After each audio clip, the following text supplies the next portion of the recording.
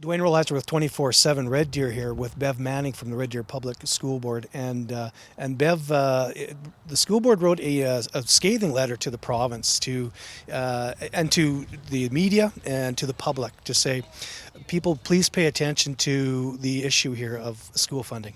And can you make this as simple as possible for people? Because we are talking, there is funding out there. The province says that there's funding to cover deficits, but it's not that simple. You're right. It's not that simple. And for the minister to make remarks as though we were school banks and not school boards, you know, I think it was misleading for the public to understand.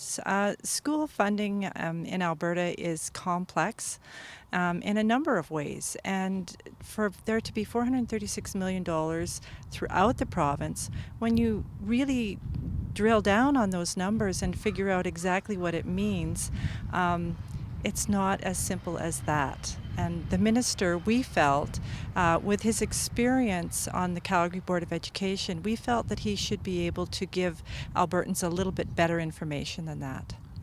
It sounds like there's some concern about mixed messaging coming back and forth about what you can actually do and what you can't do. Certainly, that was what we felt. The budget announcement was that we received from the Deputy Minister made it quite clear to us that reserves were to be frozen and we weren't to be using them without their approval. And then the message that we got from the minister post that, after the 19 boards got together and suggested that wasn't perhaps the wisest use of those reserve funds, was different. It was just completely different, and we needed clarification. And so that was our way of calling the minister on his response.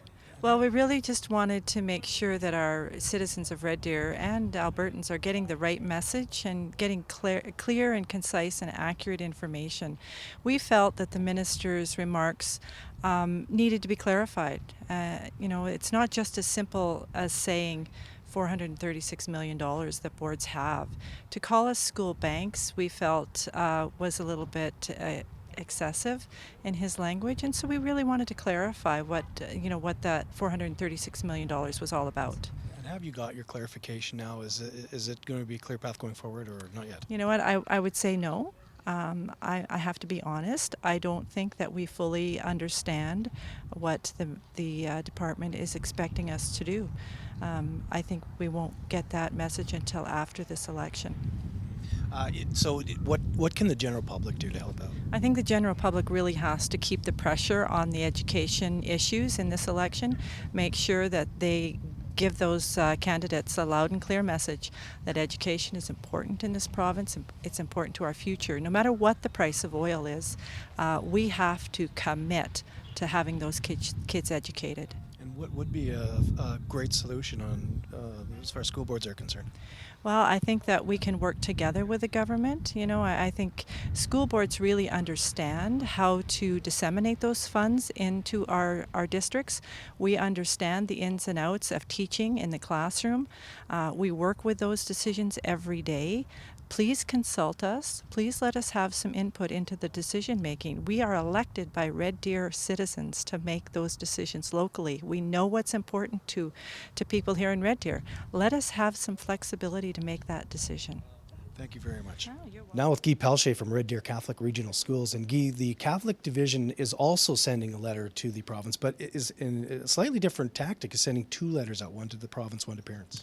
We're sending one directly to the minister, asking him to reconsider some of the decisions made in the recent budget. And really it's a second step of the process started last week when we worked with 18 other boards across the province to express our concerns about their decision not to fund student growth in the division, as well as to not provide us unconditional access to our reserves. So it's really a way to personalize that message to the impact on Red Deer Catholic. And the second message was to the parents to give them some updates and some facts on the impact, and to ask them to support us in that communication with their MLAs, with the political candidates, with anybody in their circle, to really reiterate what that message is. Was there a reason for the second message to go, did the first one not have the impact you were hoping for?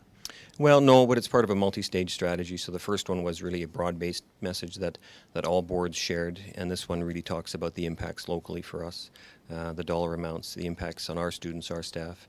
We feel that Red Deer Catholic has been very efficient, very effective in use of provincial dollars, the dollars they've given us to educate students.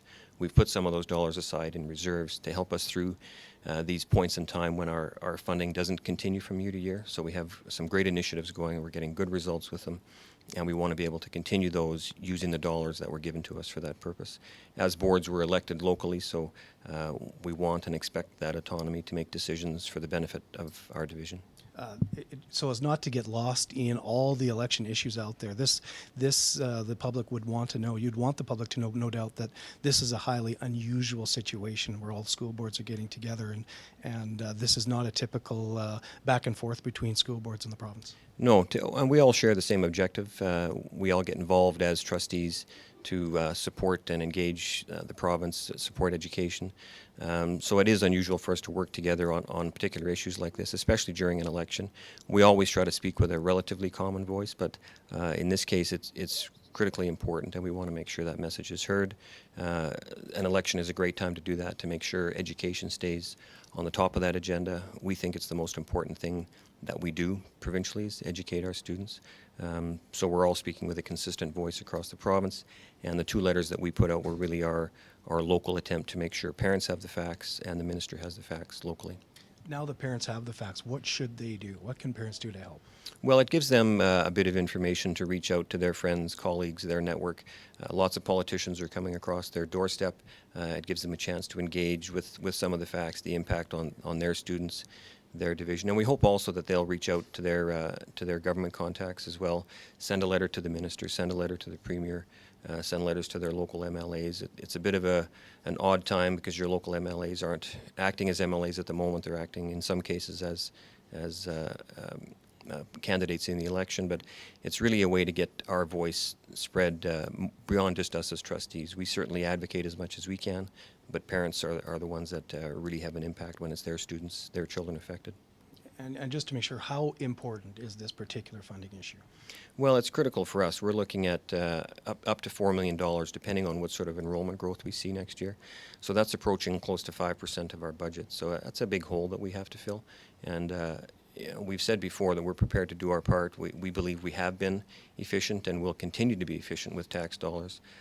We get great results in Red Deer Catholic. We get great results in Alberta, but we do that because we have had appropriate funding, but we need it to continue more predictably from year to year. So for us, if we have to fill that $4 million hole, that means certain programs won't be able to be continued, and we have to look at items that ultimately will affect students, and we don't want to do that.